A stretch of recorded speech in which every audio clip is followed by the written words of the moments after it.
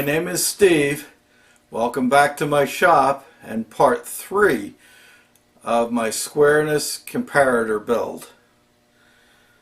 In this build we're going to work on the flexure. I'm going to be doing some more milling on the base. We're going to assemble it and give it a try, and we'll also be cutting the slot for the radius shoe that mounts in the front of it. Got a lot of work to do, so let's get started. I have been working on this off camera for a little while, and I've got my holes located for the mounting the flexure on the end.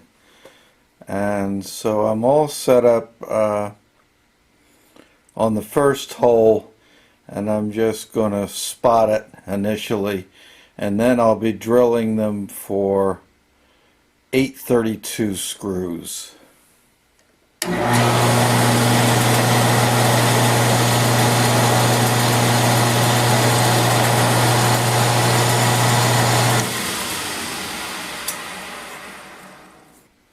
The centers of the holes are 1/4 inch apart. I've zeroed my DRO, so I'm going to go 250 thousandths, lock the carriage.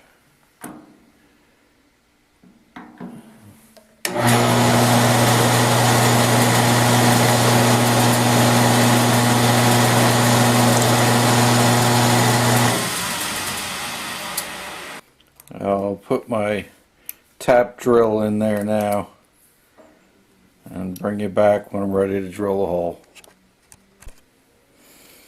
Okay, I've got a number 29 drill. I'm going to drill through to the cross hole. I'm going to, of course, have to cut the bolts off short so that they don't lock against the pin when it's in there. But it'll make it easier to drill and tap that hole.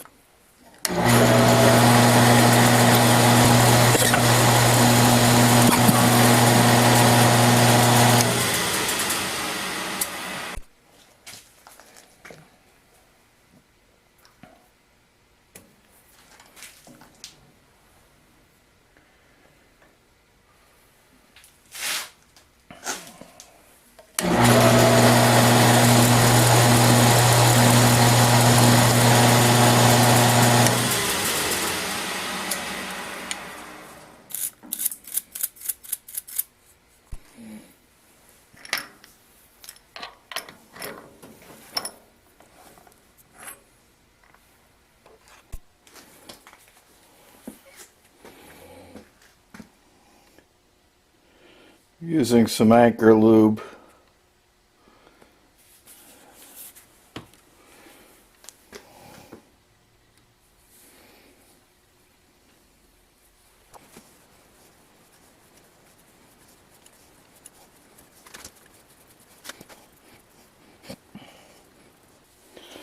Starting the hole with a taper tap starts a little easier, but once I get it started, I'm changing over to a 2-flute tap. Takes a lot less pressure. It's also a lot sharper than this tap that I'm using to start the hole with.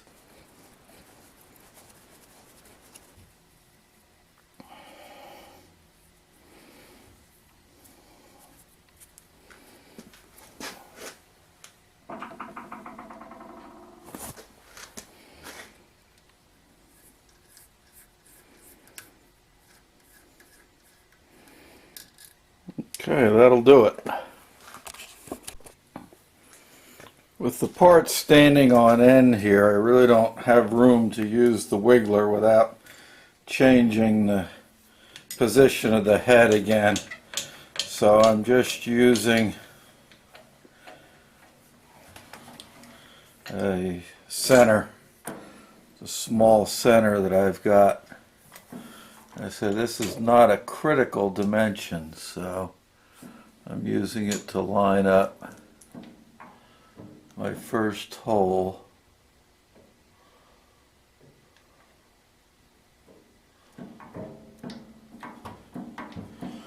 Okay, I'm going to zero it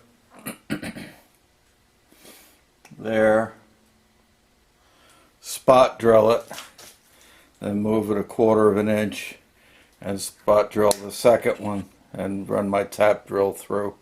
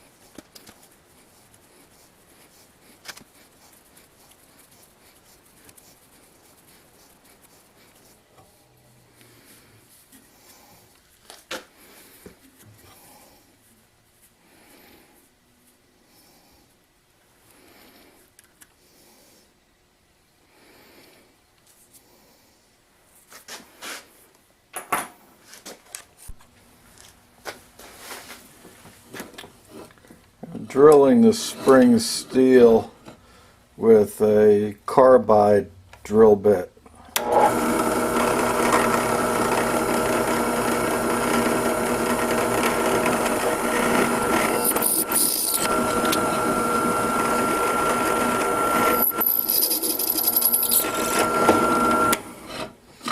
Okay, let's go put it together and see how it worked out. I'm pretty happy with that. I started out with this 15 thousandths spring steel stock, and I wasn't too happy with that, so I doubled the thickness, which was better, but I still wasn't real happy with it. So I started looking for heavier spring stock, and unfortunately the price of the darn stuff, because I have to buy so much of it, was prohibitive. And then I had a kind of a brainstorm, and I've got an endless supply of burned out or worn out Sawzall blades for metal cutting, and they're nice hard spring steel, and so I used a piece of that. I ground the teeth off of it and cut it with a cutoff blade, and I cut it in my Wilton vise that I put aluminum jaws in, so the aluminum acts as a heat sink and didn't hurt the hardness or the temper at all. So I'm pretty happy with that as a flexure.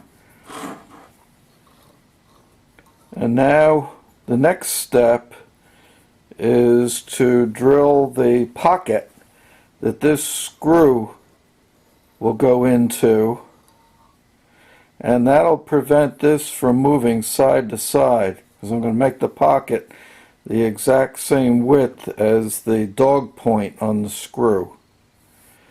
So over to the milling machine.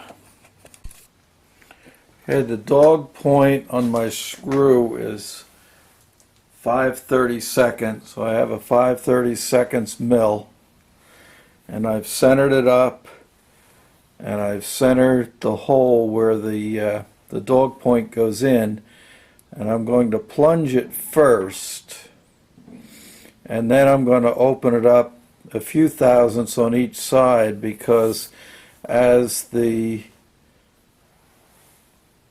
top piece rotates, of course, the dog point is going to change its angle a little bit, and it would bind in the hole. So I got to make it a little bit of a slot.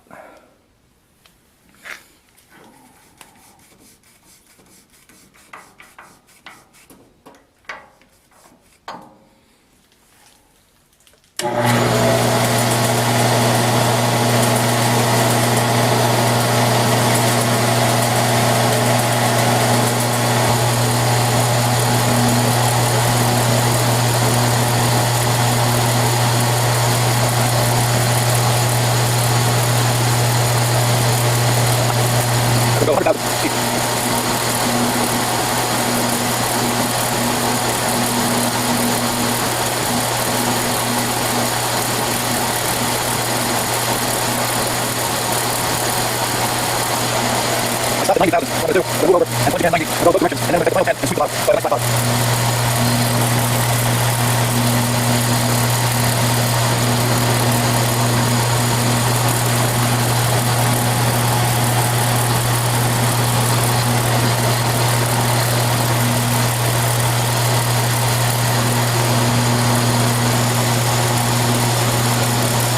Now that 100,000 feet. Now let's go back. That's the zero. You got 7 0 on the outside. 10 off the bottom. There, that should be it.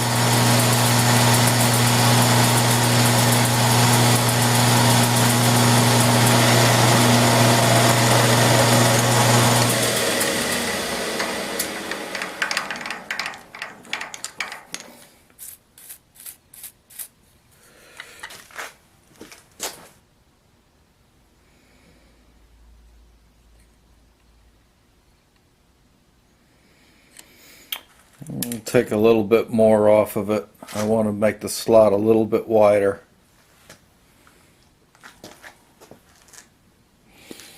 I'll come back when I'm finished.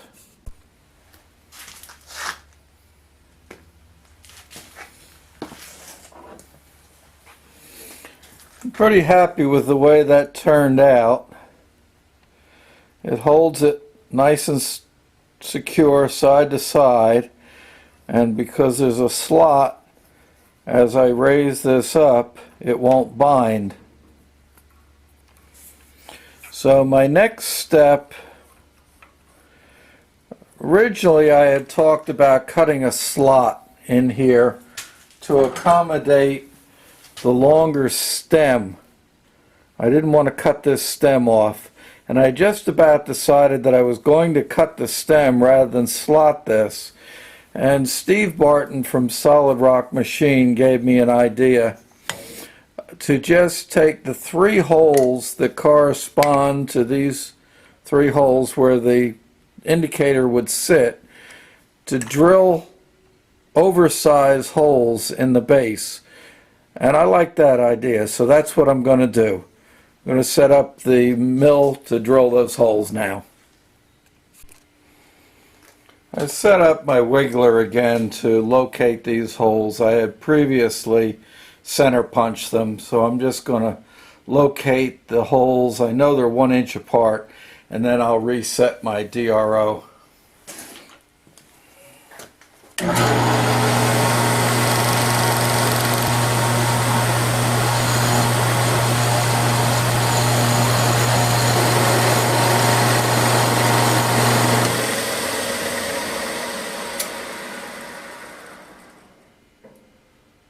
I reset my DRO to 00, although the y-axis was actually already zeroed because of this, so I didn't have to change that. Alright, I'm all set up to drill a 7/16 hole, and so this stem is going to go almost to the bottom, so I'm just going to go ahead and drill it all the way through.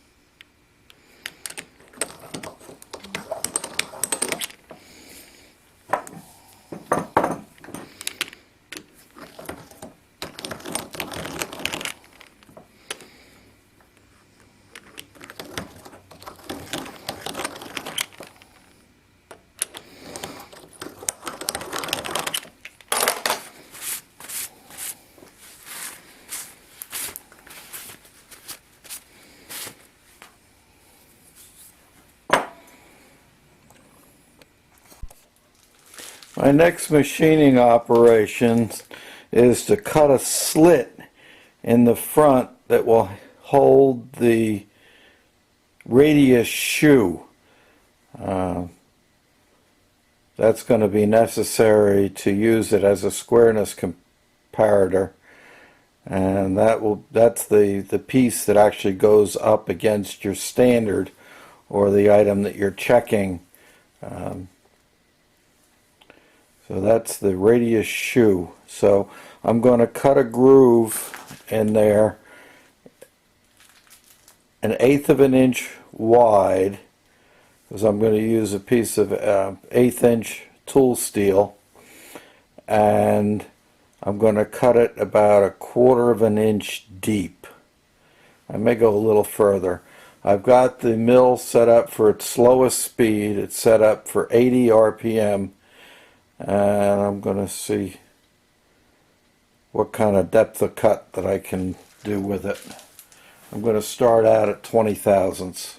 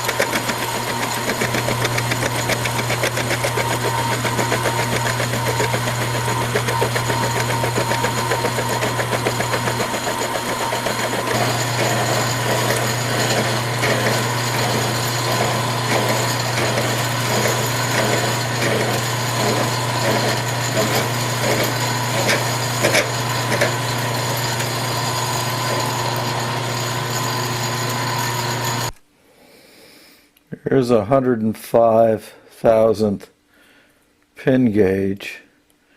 That fits right in there. So that little taper gauge is right on the money. So I want to go to 1/8 inch. So I'm going to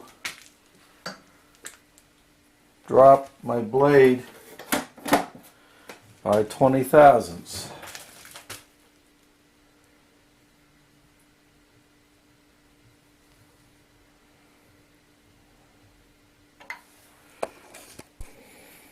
I dropped my cutter by 20 thousandths. Now I'm going to kind of plunge in on it.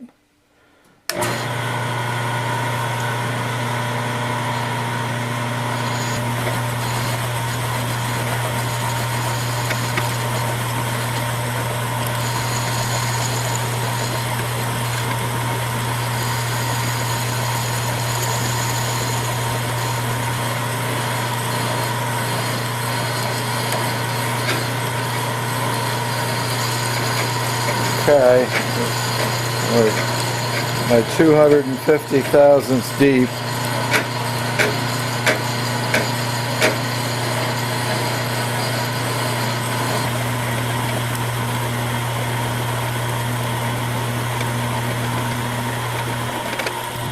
Let's check it.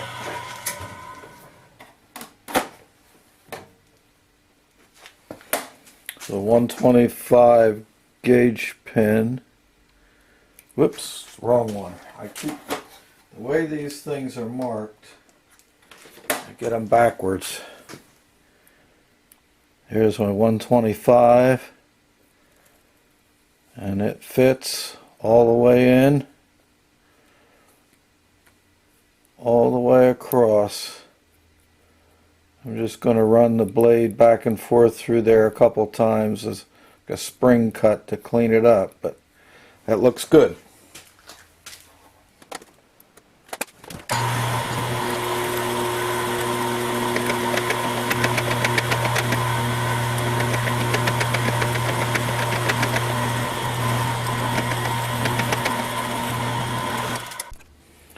Made a couple of minor changes that made a big difference on my repeatability. First of all, I had a spring on my adjusting knob, and I just put a couple of flat washers on the top and the bottom of that spring, and it makes it run much smoother. And the other thing that I did is I pulled the dial indicator in closer to the base. I had it sticking out a little bit too far. It was cantilevered out too far. And now I've got it set at 0, and it's pretty much repeating every time. I'm pretty happy with that.